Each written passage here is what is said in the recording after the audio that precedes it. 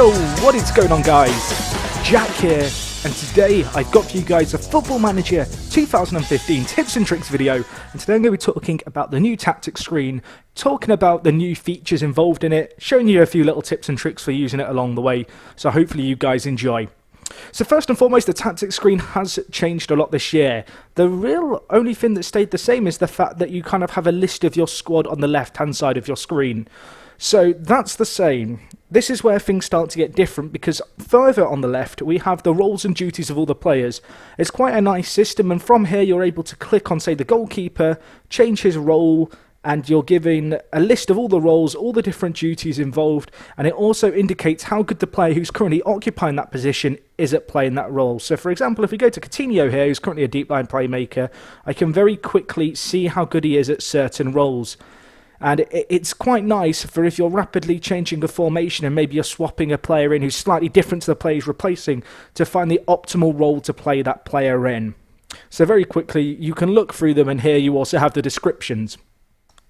So that's that. In terms of the pitch view, things have got different here. There is no longer the player role shown in this area. If you want to check your player role, you are going to have to check it down the left. However, if you right click, you can very quickly change player roles or quickly check the role in which a player is playing simply by right clicking on his shirt. It will show you his role, it will show you his duty, be it attack or support. So that's a very useful quick way if you just want to refresh your memory. Maybe you're looking on this side of the screen and for whatever reason you don't want to kind of have to be toing and froing with your eyes between the two sides of the screen, because it can get a little bit confusing. Right clicking does allow you to see the player roles. So a quick explanation as to the new kind of system with the stars and the circles. I'm not sure what the technical term for this is, but this is the new system in which you are able to see how good a player is at playing a role. So the star in the middle indicates how good a player is at a position. So in this case here, you can see that Daniel Sturridge is a natural striker, and that is indicated by the big green star and the fact it says natural when I hover over it. If we look at someone like Coutinho, you can see he's accomplished at centre mid. It's not as glowy a green, it's a kind of a duller green. And you can also see that below that we have his kind of circular rating, which is an indication of how good a player is at the role that he's playing. So this is a way that when you look at the overview of your squad, you're able to see how well rounded your squad is and how well the players that you've picked kind of fit the roles of your system. So this is the new way. The fuller the circle, the better the player is at the role you're deploying him in. I should also point out that if I drag a player like Sturridge in centre-back, you will see that his positioning becomes ineffectual, which means he's completely incompetent at playing that position. However, the game does still give an indication as to how good he is at playing the role, because it takes into account all the attributes which are necessary, for example, with the centre-back position, and then kind of looks to work out how good he'd actually be at playing it. So it kind of takes into the fact, takes kind of into factors, I guess, such as the fact that Sturridge has very good mentals here, and that's indicated by how good he is at the role, even if he can't play the position. So ineffectual is the worst kind of player to play a role. He just doesn't know it in that case. So that's a really nice new way, in my opinion at least, of seeing how good players are at roles. It's different this year, and it is trickier to get used to, but it's kind of nice. So when it comes to actually picking your squad, once you've got your system in place, the tactics screen has a nice new feature here whereby when you want to replace a player, you click on the player's name and it gives you a list of all the players who can play the position at least partially, and lists them in order of how good they are at the role that you're looking to replace. So if I go to, say, this roaming playmaker that Lucas is playing, it lists for me all the players in my squad who are capable of playing this role and lists their actual ability at playing this. So this is a very nice way of quickly working out who your best players are for certain roles within your system. So moving on to what else is new about the tactics screen, the instructions for your team are now located at the top. This includes mentality, team shape, and team instructions. If you click on the team instructions tab, you now have the full details for what your team instructions are, and really kind of the nitty-gritty of your tactics, I guess. So there's new features in this year's game, such as preventing your keeper's short distribution. Maybe you have a keeper who's not the best at throwing out the ball. Maybe you want to play a very direct counter-attacking game. You're now able to do that with some of these new instructions, which is very, very nice. So moving on from that, we have the overview system and the overview tab. If we look at the player tab here, this is a nice way to see what players are playing where. And again, you can add additional instructions to each player role as you could last year. Not too much has changed in terms of the actual player instructions, but you will see there are more distribution options for your goalkeeper, which is very, very nice. And in fact, it has its own dedicated tab. So it really allows you this year, FM, to really dictate how your team will kind of, I guess, start any build-up play.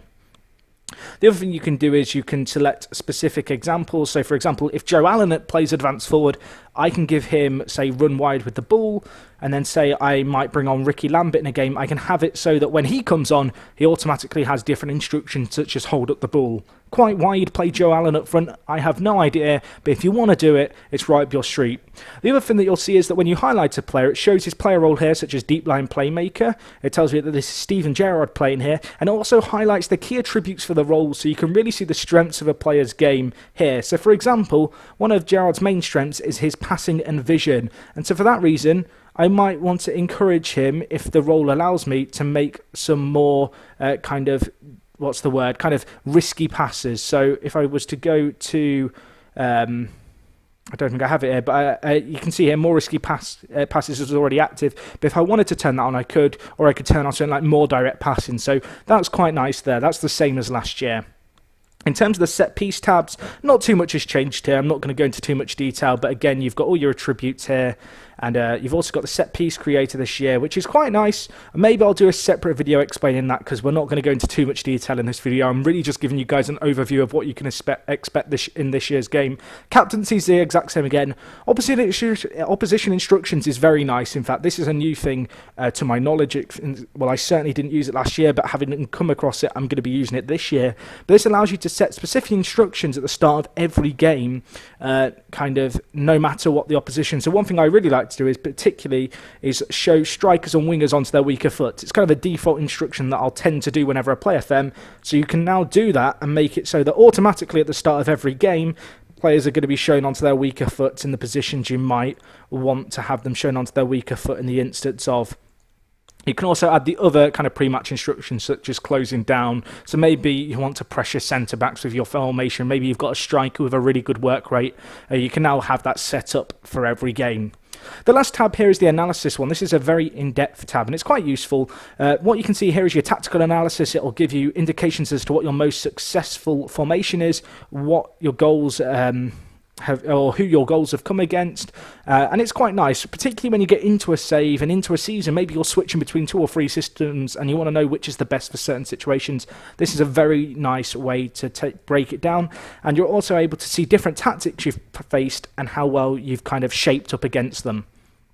The goals tab here allows you to see where your goals have come from, where the assists have happened. It might allow you to identify your own strengths, and you also have the assists here, so you can see exactly how the build-up plays happen. So in my first game of the season, which was just a pre-season friendly I did to get something on here, you can see how crosses and goals came from out wide. So you have your next opponent tab here. This is nothing too special, but when you play another team, you're able to look at all the past results against them. Your last match tab allows you to see a little bit of an overview of the game you just played, and if you highlight individual players, it'll give you a little bit of a kind of squad report on how well each player did and what their strengths were, and give you a real kind of brief overview of how your players fared in the previous game. And then last but not least, you've got your match analysis. This is very nice. You can look through any match you've played. We can look at any specific events, stats, all that stuff, and it's good particularly when you're developing a tactic, to identify maybe trends in your tactics. Maybe a certain player's a bit of a liability on the ball, in which case you might want to either tell him to play simple passes, or maybe try and avoid playing down the side of the pitch that player's on. So we can see stuff like shots here, but you can really mix it around with any events you want to see exactly what happened. So I could have a look at where our passes were intercepted, and you can see here our passes they were struggling to kind of find their way into the final third, into our forward. There was a lot of play being cut out here, so that's something you might want to rectify in your system. But anyway, guys, that is really just a quick overview of the tactics system. I wanted to show you guys all the different tabs, what you can do with each one. If there's any kind of thing I've touched upon in this video which you'd like to see in more detail, or maybe there's something in FM15 you'd like me to go into some detail with, feel free to leave your suggestion down in the comments. I always read them. If you have enjoyed this video, maybe you found it useful, smash the like button. I really do appreciate it. If you're new around here, you can subscribe to my YouTube channel, and it is very much appreciated. Your viewership has been appreciated in this video. Thank you so much for watching, and I'll talk to you guys in a bit. I'm out.